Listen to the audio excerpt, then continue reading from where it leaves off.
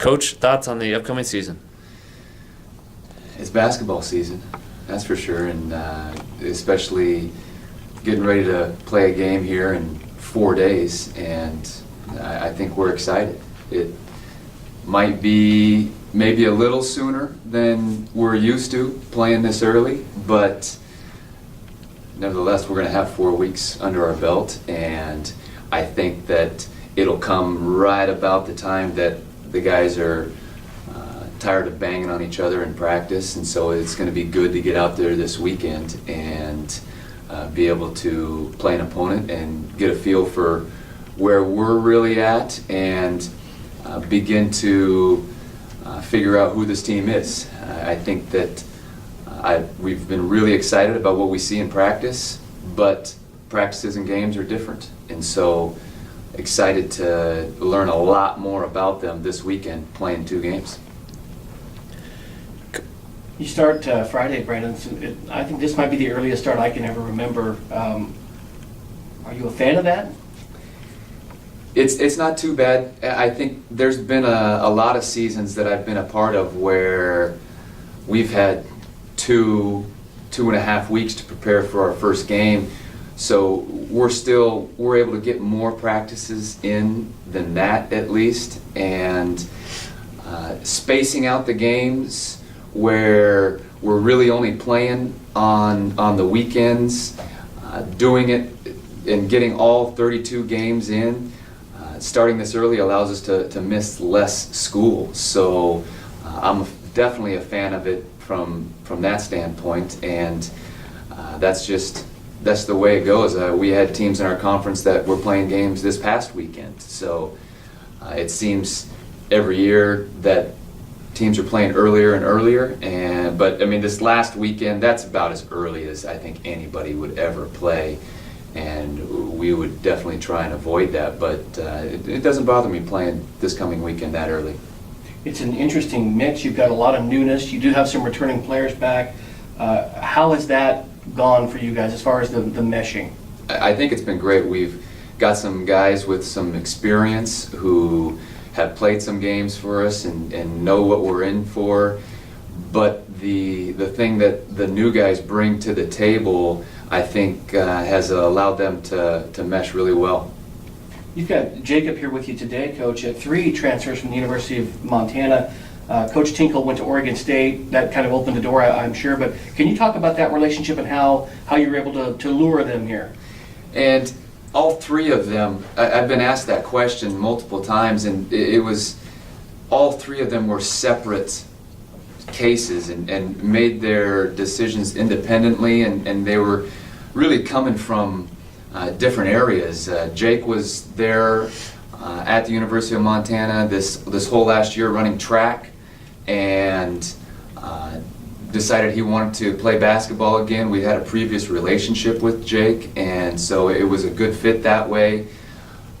Kevin Henderson had played there a couple years ago and was attending a junior college this whole last year and looking for another place to play. I had known Kevin before too, really close friends with his high school coach.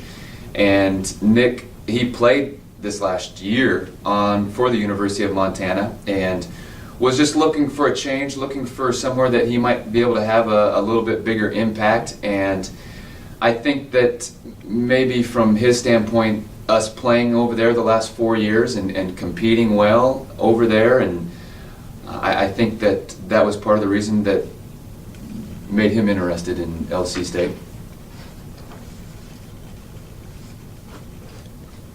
Another one of the new guys that I saw on campus last spring is Eric Diouf. Yep, Diouf, yeah. Can you talk about Eric a little bit and bringing him in and what he brings?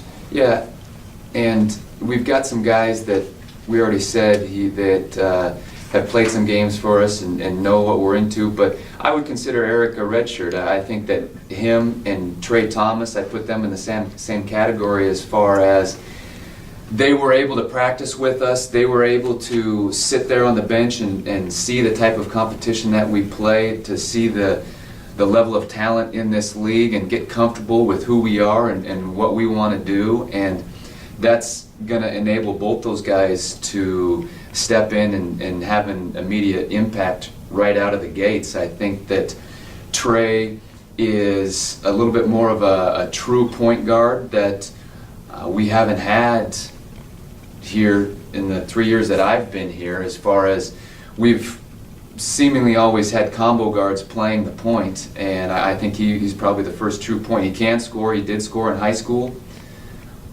quite a bit, but I think he really embraces the point guard role. Eric is probably the first, as far as the size that he brings at the center position. In our going on 4 years, him and Travis are really the only back to the basket center guys that we've had. Beyond those two guys, we have had forwards who have played the 4 and the 5, but I think he brings another physical presence with the ability to score with back to the basket. Coach, you said that that was one of your goals this year, was to get bigger. And with that, with Eric, that does happen. With some of these other guys, it does happen. What does that do to the team? How does it improve you guys? I think it gives us an opportunity right out of the gates to be better defensively. I think from a rebounding standpoint, it's going to make us better, and the rebounding part might be the biggest reason why it makes us better defensively. But also, being bigger, it just stabilizes the offense a little bit, in that you're not living and dying with the three-point shot so much, and when things get tough, you know what you need to do and get the ball inside, and it resets and stabilizes your offense. Let's talk about Eric's journey here. I see he's from Senegal. That's a pretty interesting backstory, I'm sure. It is, and we were actually talking a little bit about that as a team last week. He's a long way from home, and comes from, they've got an academy there in Senegal, right there in Dakar, called Seeds, where they from what I can gather over the last year, they do a really good job of recognizing the talent in Senegal and bringing it into the academy, and then helping them move on, whether they want to go right to play professionally or go to play college. They help them do it. There's a lot of guys over here in the States from the Seeds Academy. He attended 1 year at Kilgore, and therefore coming here, he has 3 years to play. And Coach Johnson had a relationship with the coaches at his junior college, and it ended up being a good fit for him. Yeah. Travis, you're probably one of the guys matching up with him a lot in practice. How is he looking, and how's the rest of the inside game looking? Every day, pretty much guard E. It's usually go into the training room right afterwards. He's a big man. I got a couple bruises, but my main goal when guarding E or any of our bigs is just to help us get better, offensively and defensively. Being a senior on the team, I have an idea of what's going on. So talking to the new guys that come in, I can help them with defense, with offense, running the play, stuff like that. So that's pretty much my main focus on helping the team out. Brandon, with the additional size that you've brought in, does that change Brady's role a little bit? Does he play more on the perimeter? Because last year he was called upon to play a little more inside and guard guys that were a little taller than he, well, quite a bit taller oftentimes. Does that change his role this year to more perimeter oriented? And even with the position that he was playing, he was always on the perimeter. We never posted Brady up, but it will change his role defensively. And that's really where things change. We always, I think it's our job as coaches to play around guys' strengths, specifically offensively, and try and put them in the best position. But it does look like he's going to be able to guard more perimeter players this year rather than forwards, which he did a great job of last year, and it created some mismatches on the other end. But I think that it's definitely looking that we're going to be able to keep him on the perimeter defensively. Coach, do you have a starting five yet, or is it too early to even think about that at this point? And obviously last year, who started on the court you mentioned didn't really matter because you guys substituted so liberally. Will that be the case again this season? Not sure who's going to be starting yet. It's definitely something we'll have to figure out here between now and Friday. And to be honest, it's going to be a little bit easier than it has in the past because we're a little bit more banged up than any team that I've been a part of, really. It's been really interesting. We've got 17 guys on the roster, and the last week we've only had 10 guys. And one of those guys will be redshirting this year, so we're going to play the next 2 weekends with only 9 guys. And so we'll always sub liberally. And this year, as far as the amount of number, or this weekend, the next 2 weekends probably, the numbers that we'll use, probably they're not going to be more than 9. We just don't have more than 9 guys, and so we'll sub liberally. But as far as the number of guys, we're not gonna be in a position to be liberal with that. So it'll be interesting. It will. And it's not the most fun question to answer, but we wouldn't mind going down some of the guys who were injured and just mentioning who we do know is playing, I guess, at this juncture, and then who might redshirt perhaps. Right now, the 3 redshirts will be the 2 true freshmen in Marquise Henderson and Griff Christensen, and then Isaiah, the Australian, on our roster. He's a sophomore. He's going to sit out this year, and then he's listed as a junior, but he'll have 2 years after he redshirts this year. And then John Humphrey, Rich Tesmer, Tommy Sperry, Chris Ashanti, Kevin Henderson. None of those guys will be available for the next 2 weekends. So that's what gets us down to 9 right there. And just bumps and bruises kinds of things, nothing serious. Bumps and bruises, and the funny thing is 4 of them are shoulders. And I don't know if it's just a bad example by me, as you see me walking in with the shoulder brace on. If you count me, there's 5 of us that are suffering from shoulder injuries, and I've never seen this before, but it happens. Yeah. I think that we've got a group of guys, they play extremely hard, and maybe that lends to it a little bit, but yeah, bumps and bruises. Well, Tommy's had a history of a shoulder issue. Is he one of the shoulders? He is, and unfortunately it popped out right before the season. We were really smart about it. We sat him out, we rehabbed him hard, did all the right things, and we're really just praying. And it was doing great until we had an inter-squad scrimmage this last Wednesday. It came out on him again, and at this point we've got to get an MRI and take a look at that so we can make the best decision for his career, this team, his future, and see where that shoulder is at. So unfortunately, yes. He didn't have an issue with it last year, though, if I recall. He got through last year shoulder injury-free, I think, didn't he? I was trying to remember that too, and I think this is his 4th year here, and last year was the only year that there was no issues. I think he did make it the full year last year without any issues. A year ago, EJ put up incredible numbers scoring the basketball. You guys kind of, I don't know, he had to shoulder a lot of the load sometimes. Do you foresee this team being a little more balanced in terms of high or points per game, I guess, individually? Yeah, and I do, and that's what we're going to find out once we get into games. But I would envision us being very balanced, and our philosophy hasn't really changed. We want to put 5 guys out there that can hurt you offensively, and then be unselfish, and that in many ways allows the defense to dictate who's scoring and who's able to put up numbers in that regard. An argument could be made, I think the last 3 or 4 years, that the Frontier Conference might be the best overall top to bottom league in the NAIA. I don't see that changing this year. Who do you like in the conference? Who do you see as maybe the top end at this point? I would agree with you.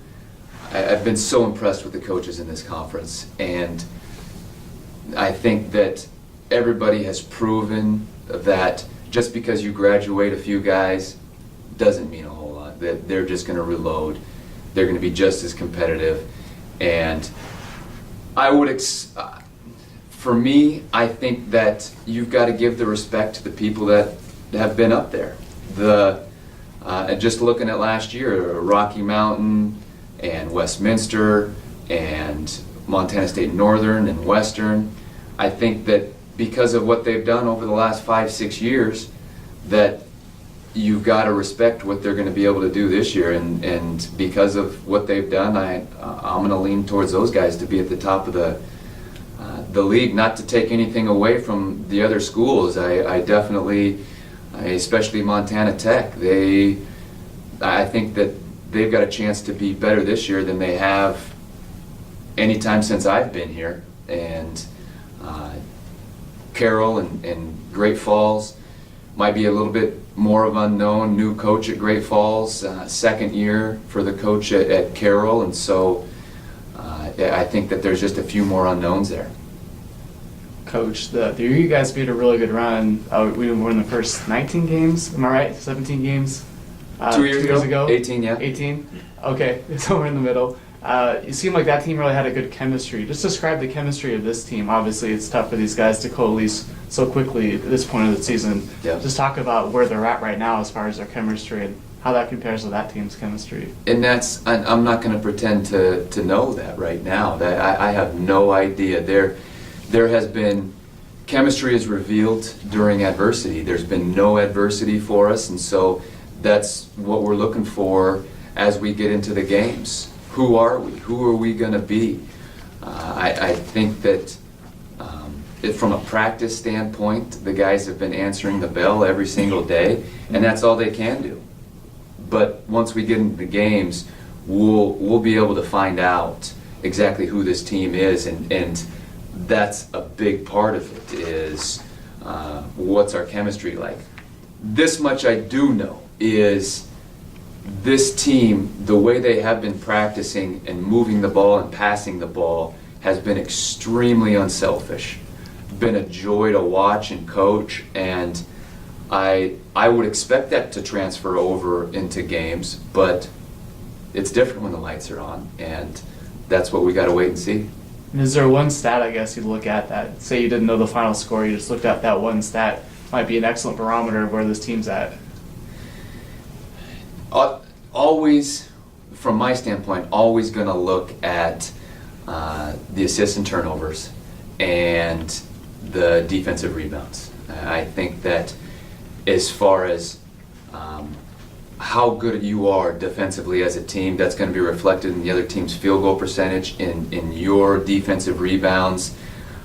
But I'm going to start with the defensive rebounding aspect, because those are the result of defensive stops, and that's what we want. We want stops. We want to be able to run, and so I'd start there. Assist and turnovers, we really want to value the basketball, but on the other side, we want to be unselfish with it, and so those are the three stats that, from a coaching standpoint, I always focus on, and I think that are always keys to us, especially coming out of the gates. Who are we? Those will reflect it. Sometimes having a guy like EJ is a double-edged sword. He's so good with the ball that people are looking for him as opposed to each other. Just talk about that this season and the dynamic that will have on your offense. Yeah, I think that from a coaching standpoint, I learned a lot in having a player like EJ and how he was able to score the basketball at such a high level. And sitting here at this press conference a year ago, I had no idea that EJ was capable of scoring the basketball. Just like this year, maybe we have somebody that can score it at a high level. I think that we've got really good players. I think that we had really good players last year, and I think that we have some guys that are capable of doing that.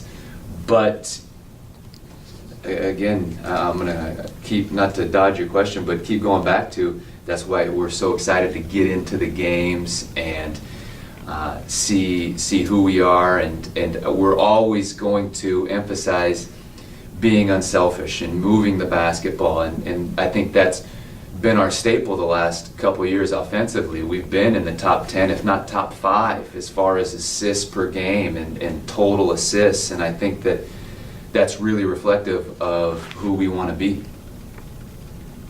Jacob, maybe you can speak to sort of who Lewis Clark State is on behalf of some of the newcomers here. You're coming from Montana, of course, surrounded by a lot of our conference teams. What's your perspective of the team? Maybe talk a little bit about how you got here and your perception of Lewis Clark State.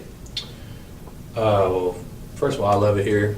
At high school, the two schools it came down to was University of Montana or Lewis Clark State. And but I'm glad to be here now. And you know, at Montana, it was a winning culture, and I feel like we're developing that here as well. We got from top to bottom guys who are willing to work really hard, and it's been super competitive. But I really think we have a chance to be really special, and you're going to see a lot of guys out there who just love to play basketball and like being around each other. Jacob, Coach talked about you being a member of the Montana track team. Yeah. What events did you compete in? I competed in the 200 meters, 400 meters, and was part of the 4x400 meter team. Not the high jump. That's where I was going. I thought maybe it's the high jump. Yeah. No, I don't know. Just gonna get over the bar, I guess. Definitely could have, but Jake's got wheels. Well, that's my next question. You don't see a lot of 6'6" guys that can run, don't run the 200 or 400 meters. Yeah, that was it definitely stood out. That's for sure. I don't pretend to know the first thing as far as Jake can tell me how fast he runs a 200, and I have no idea. All I know is when I watch the Olympics, the way I see those guys running, I see him running like that sometimes as far as the type of stride that he takes. Brandon, you mentioned Trey at the point. With those guards out, who backs him up? Cammy Lewis is a transfer from Santa Ana and has played really well so far in practice. And those guys will be called upon to play the majority, if not all, the minutes at the point. And you used the word backup Trey. I mean, Well, I guess I should have said who are your who's point gonna guards? share? Him and Cammy right now, and we've got multiple guys that can handle the basketball. I think that Rich Tesmer had a meniscus surgery. He's probably another week away from being back out on the court. He would be the third guy out of the gates who is capable and probably will spend some time playing the point guard position. But Trey and Isaiah have done a great job at the point. And for two guys that have not played a minute in a Warrior uniform, based on what they've done in practice so far, I've got complete confidence in them at that position. With Isaiah redshirting, is that just a numbers decision there, probably? Isaiah, and it's an interesting story. He's been on an interesting road himself, and he has to sit out from the NAIA eligibility standpoint. I'm not going to get into the specifics of it right here. It has nothing to do with grades. He's a great student, but just being an international student and because of where he's at credit-wise, he's only attended 1 year of college, he has to sit out this year. We knew that coming into it, and it's just he's going to have a year to get acclimated, and we expect him to be an impact player coming into next year.